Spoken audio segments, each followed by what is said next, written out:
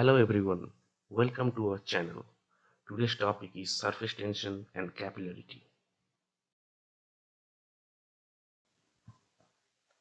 Surface tension is defined as the tensile force acting between a liquid and a gas interface or between two immiscible liquids.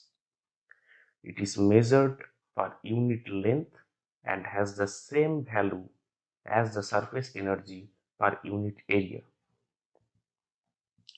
Molecules which are deep inside the liquid repel each other because of their close packing, but the molecules which are situated near the free surface are less dense and they attract each other.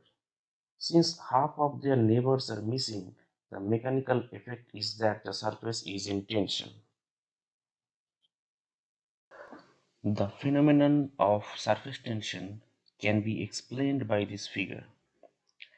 Consider four molecules A, B, C, and D.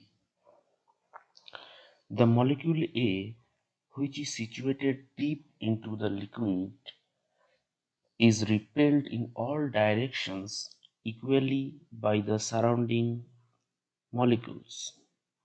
Thus, the resultant force acting on it is zero. The same condition is applied on the molecule B. Here also, the net resultant force acting is zero.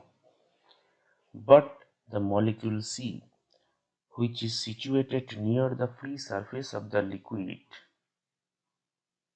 experiences upward and downward forces which are unbalanced.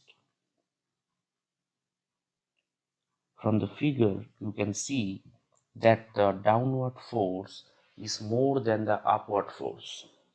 Hence, it experiences a net resultant downward force. The molecule D, situated on the free surface of liquid, does experience a resultant downward force. Thus, all the molecules on the free surface experience a downward force. Hence, the free surface of the liquid acts like a very thin film under tension. This force per unit length of the free surface of the liquid is known as the coefficient of surface tension. The dimension of this is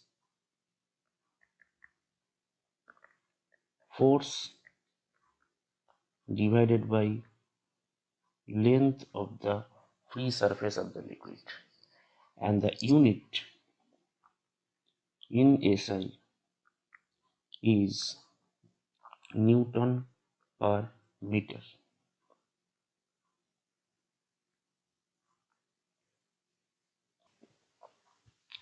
Though already discussed, let us again go through some key points.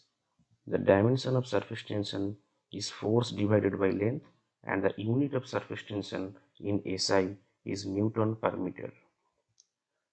Some useful data which are commonly used in solving problem is the surface tension value of water in contact with air and mercury in contact with air. Let us discuss some applications of surface tension. We will first discuss regarding the surface tension on a liquid droplet. Consider a small spherical droplet of diameter d. On the entire surface of the droplet, the tensile force due to surface tension will be acting. Let the surface tension of the liquid be sigma, and the pressure intensity, which is in excess of the outside pressure intensity inside the droplet, is P. Now let the droplet is cut into two halves. The forces acting on the one half will be the tensile force due to the surface tension acting around the circumference, which is equal to sigma into the circumference, which is sigma into pi d here.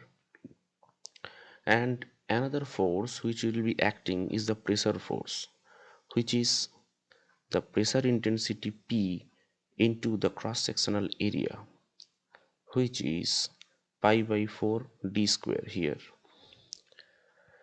These two forces will be equal and opposite under equilibrium condition. Hence, from these we will get that the pressure intensity P equals to 4 sigma by d. The condition of surface tension on a hollow bubble will be same as the condition on a liquid droplet, except the fact that it has two surfaces in contact with air, one inside and other outside. The two surfaces are subjected to surface tension. Hence, in this case, the surface tension force will be sigma into pi d into 2, and the pressure force will be same as before. Here P equals to 8 sigma by d. Now we will see a similar derivation for the surface tension on a liquid jet. Consider a cylindrical liquid jet of length L. If we cut it into two halves, then the forces that will act on that semi-jet will be the pressure force and the surface tension force, as discussed before. Now the surface tension acting on it is sigma, and P is the pressure intensity inside the liquid jet above the outside pressure. Under equilibrium condition, the force due to surface tension equals to the force due to pressure. Now the surface tension is sigma, which is acting on each of these two sides of length L. Hence the total surface tension force will be sigma into 2L, and the pressure force which will act on the cross-sectional area marked in blue will be P into LD, where D is the diameter of the cylindrical jet. From this equation we will get that the pressure intensity P equals to 2 sigma by D. This is the summary of the examples we discussed just now.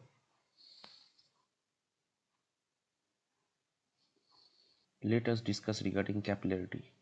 Capillarity is defined as the rise or fall of a liquid surface inside a small tube relative to the general level of the liquid when the tube is held vertically inside that liquid. Now the rise in the liquid surface is known as capillary rise, while the fall of the liquid surface is known as the capillary depression.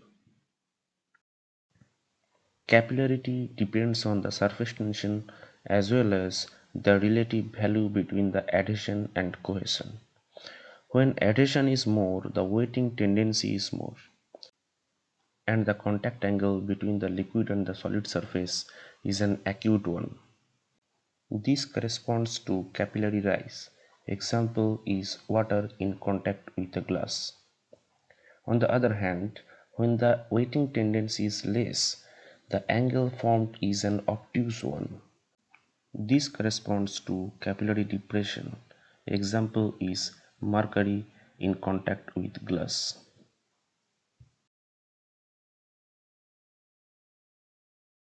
Consider a glass tube of small diameter d opened at both ends and is inserted in a liquid, say water. The liquid will rise inside the tube up to a level h. The surface tension acting here is sigma and the contact angle is theta. Now, the weight of the liquid is balanced by the force at the surface of the liquid of the tube, which is the surface tension force.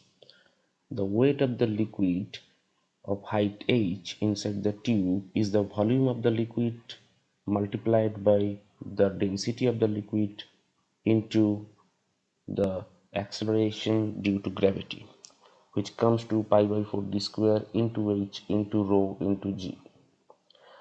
And the vertical component of the surface tension force here is sigma into pi d, which is the circumference, into cos theta, where theta is the contact angle. Now, under a state of equilibrium, the weight of the liquid is balanced by the force at the surface of the liquid. Equating these two, the rise in the capillary tube comes to 4 sigma cos theta by rho gd. For water in contact with glass, the contact angle theta is approximately 0 degree. Hence, for that case, H will come to 4 sigma by rho gd. If the glass tube is inserted into mercury, the level of the mercury in the tube will be lower than the general level of the liquid outside.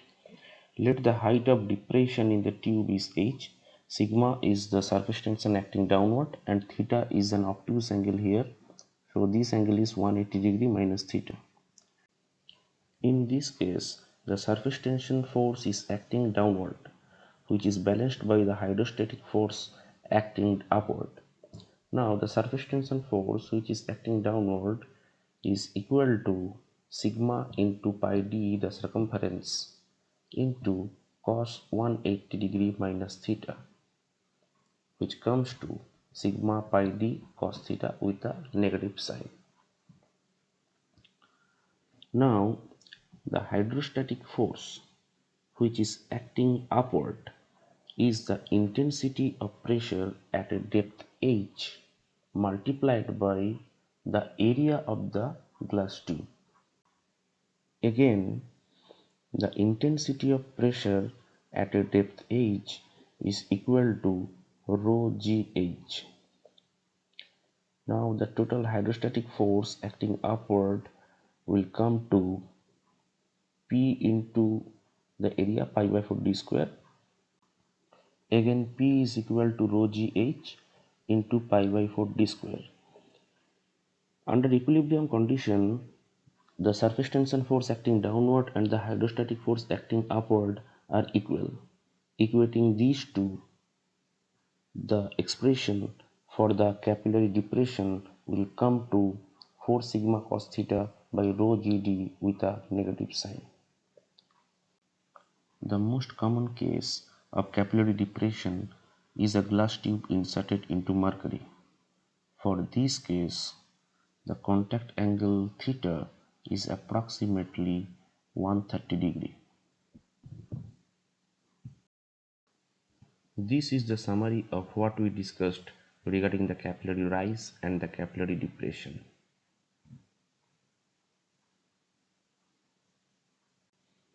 Thank you for watching the video.